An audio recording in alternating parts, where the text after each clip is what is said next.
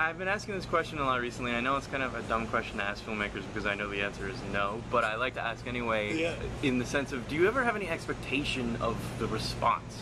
Like, did you know going into this just purely based on the fact that it would be the film that it would be, and that it had Robert Redford, that it would end up like embraced in this way? No, I mean, you hope, obviously, Right. but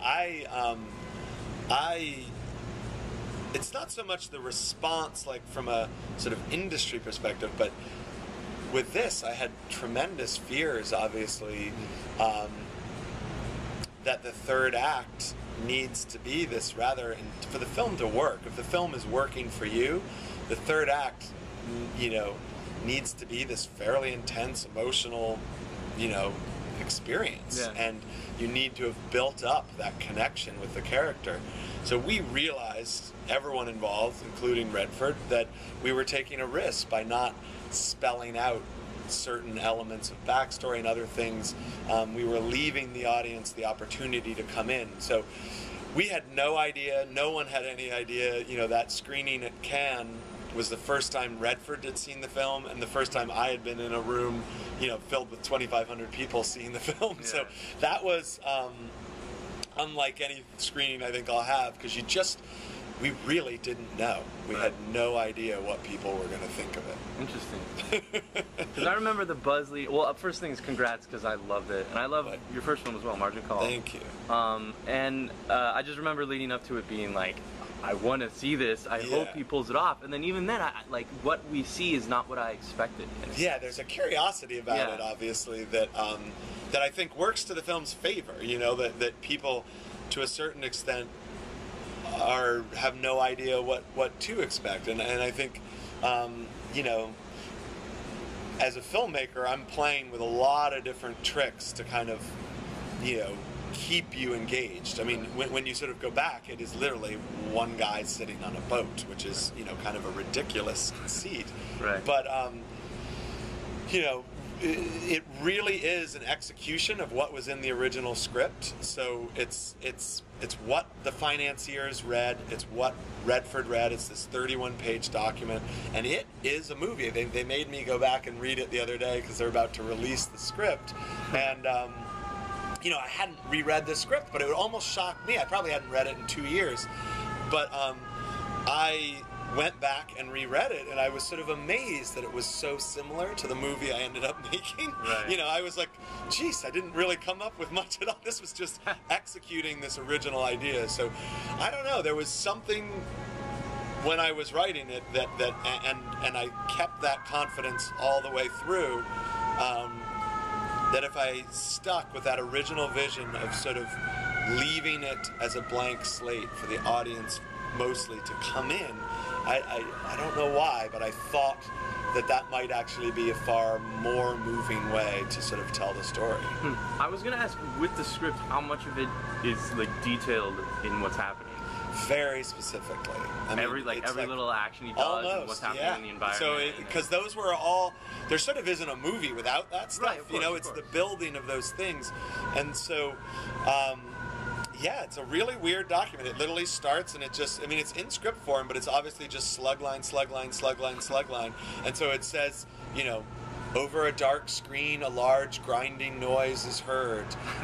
You know, on the puncture, you know, the camera opens up and we see an old man sleeping there, and, you know, and water pouring in over his head, you know. So it's almost exactly, you know, it's like a little bit concerned that, you know, didn't I come up with something else? And we did add, you know, obviously a lot of the sort of emotional arc, which I think Redford amazingly has the skills to be able to kind of actually impart, in those transitions, you know, fear to perseverance, you know, boredom to fear, you know, all those kind of transitions. He has this amazing ability, you know, to communicate that non-verbally, which, you know, I'm not sure I fully was aware of before working with him. Right. Well, with the script that detailed, were you essentially writing it knowing that you would direct it? And would you have written it that way if you were going to give it to someone else to direct? No, I mean, I never, at that point was only, it was a roadmap for me to direct the film, and it was a roadmap for me to show other people what I was going to do. So it's, yeah, I mean, at that point, I Absolutely. You know, it was the first half of it was written right before I went to Sundance with my first film, Margin Call, and it was almost, at that point, you never know if you're going to work again. You know, you're going to Sundance, you don't know how your film's going to be received. So I remember having had this idea bouncing around, and I had written the letter part of it, but I didn't know what the letter was part of or anything. And then I slowly built this story in my head. But probably 4 or 5 months later, I was about to go to Sundance, and I was like, you know what? I'm going to force myself to write this down and start this, almost as a superstitious or sort of putting a flag in the sand of sort of saying, I am going to do this again, right. You know? And so it was very much always just written for me. Interesting. Well, my follow-up, I think anybody else would have looked at it and been like, yeah, this is career suicide. Why would I ever take this on? Well, my follow-up is, how much then evolved on set, and how much do you allow Redford to actually like take this on and almost direct the story in his own while he's in the moment? Is there much of that happening? No. He is, like I said, I think emotionally, the sort of arc we were designing scene by scene, and that was intense. You know, what is he actually thinking about right here? Which is what I think in the end actually makes the movie kind of work, is that you're actually able to know what he's kind of feeling if the film's working for you at any given time. So that was very specific, you know, before every scene, because we sort of shot the whole movie on a macro level, totally in sync, so, you know, in sequence, so that he was kind of emotionally going through the right things at the right time. Right. But shot by shot and scene by scene, it was kind of totally out of order and totally convoluted just because of the way you have to shoot this type of film. So we would have very intense kind of discussions about what he was doing and feeling at that moment, but the actual sort of procedural nuts and bolts of it had to be planned months in advance, you know, because the way a lot of it, even the simplest things, just a guy sitting in a life raft, you know, which is the end, obviously, needs a bunch of preparation, you know, because you're normally shooting anything, you need a bunch of preparation. But with water, costume, makeup, you know, he had certain very particular injuries and things that are happening to him. And then the state of the raft, you know, how decayed was it? And so we were like locked in a way that, you know, that allowed it to just be very sort of procedural, as if the film goes. And then within that, you know, he and I did go on a very intense kind of emotional journey where things grew. But the sort of nuts and bolts of it, the only thing we kind of riffed was the mast climbing scene. I had always wanted to put that in there, but I was afraid the Bond company would be scared of it in the script. And I was afraid an actor might be like, no way. And I was afraid the financiers would think it was a little, you know, crazy. So that, once we realized, we had a great stunt team. We had a great rigging team that actually rigged that whole thing up, and then most importantly, our actor agreed to do it. So that was one that we threw in there at the last minute. But everything else is like almost word for word what's in the original script, which is weird. But you know, it's you know, it's staying true to the vision. Yeah, it's like, I think I'm learning something about myself as a writer and a filmmaker, that when I'm writing something down, I'm almost taking a movie that's in my head and trying to put it on paper. So I write very quickly, you know, I kind of write in bursts when I'm actually writing it down, but it'll take a year or two to kind of slowly have those things build in my head, and then it's a matter of kind of extracting that. So in a way, you know, the film was, even the way it was edited and stuff, it was pretty specific in my mind. I mean, then we had to go figure out how to actually do that, but it's pretty locked in stone, which, you know, bums me out, because it means I'm not out there like riffing and making stuff up as I go along. But well, you know, it's my process. Still have a great movie in the end. Yeah, it's my process, so it is what it is. Exactly. You know, dialogue I can do that easier with. I would rewrite with Margin Call. I remember, you know, if something wasn't working and a line wasn't working, I love riffing on dialogue in the moment. Right. But I think structurally, you know, I'm just not a person who's like, oh, I'm going to redesign my third act while shooting. Right. It's just my brain doesn't really work that way. Right.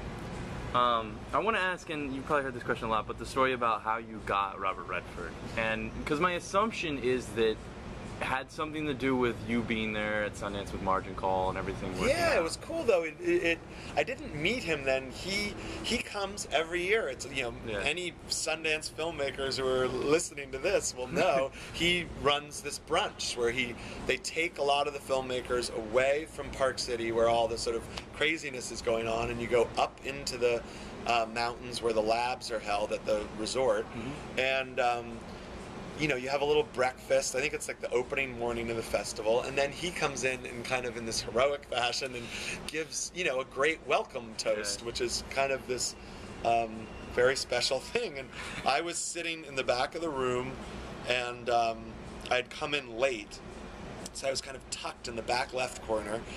And, I didn't realize it at the time, but there was a speaker behind my head that had not been plugged in. Right. And someone came about 2 minutes later and plugged it in, and Redford's voice sort of went from being a very far off thing to this very kind of voice of God element. And, and you realize when you hear his voice up close, how specific it is to him, and sort of the identifying nature of it, and how all those roles, even when he's there just talking to you about Welcome to Sundance, it brings up all this kind of history. At least it did for me. So I sort of started thinking, what if you took that voice away from him, which I was in the middle of writing this script, and I wanted it to be an older actor, and from that point forward, and then a line of like 50 people lines up to go and say hello to him after. Exactly. Everyone like lines up to get their picture or whatever taken with him, and then suddenly my like awkward, kind of embarrassed, like kid, like a day camper character came out, and I was like, oh my God, I'm not gonna get in the line. What am I thinking? Robert Redford's gonna do my movie. I don't even know if my movie's gonna sell. Who do I think I am? But to his credit, about a month later, I finished the thing. We sent it to him. So Margin Call hadn't come out. It hadn't had any of the momentum yet. He didn't know if it was just another film, coming through Sundance, like the thousands that have come through in his time. Right. But there was something in the idea that obviously caught him. And so probably less than a week after sending it to him, I found myself flying to Los Angeles. He happened to be there. He doesn't live there either, but he has an office there. And I was in his office, staring down freaking Robert Redford. And it was probably no more than 10 minutes into the meeting, and he stopped me. And he was just like, look, I was giving him this big detailed pitch. And he was like, look, I just wanted to make sure you had sort of thought this through and that you weren't just some crazy person, but he picked up that I obviously was very specific in the way I was going to do it. And, he looked at me and he was, and he does this thing, he literally kind of he'll be like, let's go or whatever. And he was literally like, so let's do it, and I remember sitting there like, Wow. And from that point forward, he never doubted it, man. It was crazy. He just sort of trusted me, trusted the process. He didn't direct me on set, didn't direct himself. He, in fact, some of my producers and I, we'd be like, God, we were hoping to get a little advice from him. He's directed some movies. But he was, I think, so excited. He had just come off finishing color correcting The Company You Keep, which is a brutal process where you watch every frame of your film, and he'd probably been looking at his own face, because he was acting in that film. And in a way, he showed up ready to just be in this little bubble. He'd come on the set. He'd sort of, joke around with everyone, but never, what are you doing? How are you doing this? What's going to happen? He would go right into the little play area, wherever our active zone was. Right. And he'd just sort of get into that mode. And then he'd kind of walk away. At night he hung out with us all and, had, some drinks at the bar and everything. He's a, very nice man. But during shooting, he isolated himself into this environment, and he had cut off all of his Sundance opportunity, sort of responsibilities, so he wasn't getting phone calls. The guy has so many different sort of things that he does, but I think he really realized, I think there was only one person who actually knew how his longtime personal secretary and his wife, I think, were the only two people that really knew how to get him. So he was there alone, no entourage, no assistants, no nothing, just kind of going as an actor and nothing else. And I think it shows, because he's in the movie, he is just sort of singular. I never understand how these actors direct themselves, especially as you get older and you almost fall into patterns, as an actor, and you need someone to kind of shake you out of those patterns in a way. I'm just amazed that any actor is able to direct themselves at all with all the other things that are going on, But in this case, it was unbelievable. He just totally put his trust, in all of us, not just me, but the crew and everybody. So I'm glad we were able to deliver. Yeah, no, of course. Like you said, I think it shows in the end. No, it does. I mean, what he, in that third act, the way he is sort of, there's a confidence of purpose where he just kind of is fully engaged in exposing himself, which, I know people have come up to me who have known him for a very long time, and it's moving. It's like it's intense for them. It's been pretty cool experience. Well, I'm sorry, these guys they've got me back to back today. No worries. You got one more? Yeah, I was just gonna ask, where are you going from here? Are you always gonna write your own scripts that you're gonna direct?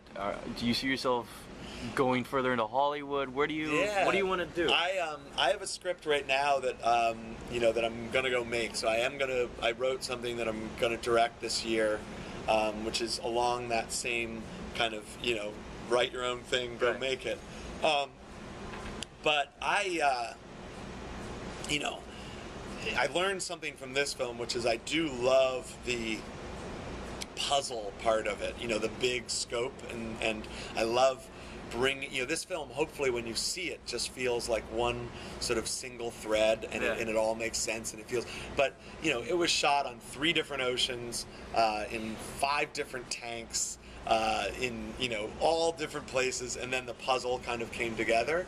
And while it's sort of brutal to think back on it and try and keep that all together, I do love the sort of creative and leadership processes involved with an endeavor that's a little bit more kind of there's just so many different tools to tell stories now. It's fascinating, and I think so. We used visual effects in this film, hopefully not in a way that call attention to themselves, and we didn't have a big budget, so they were limited, but there is a lot of visual effects work in the film that hopefully you never know is there, but there's a lot of it. And so I think the tools that we have right now are fascinating. So I'm definitely looking at I'd always love to be, whether I'll be the only writer on something, I'm not like some ego person where like I can be the only writer, like I could care less. I'm just trying to make interesting films.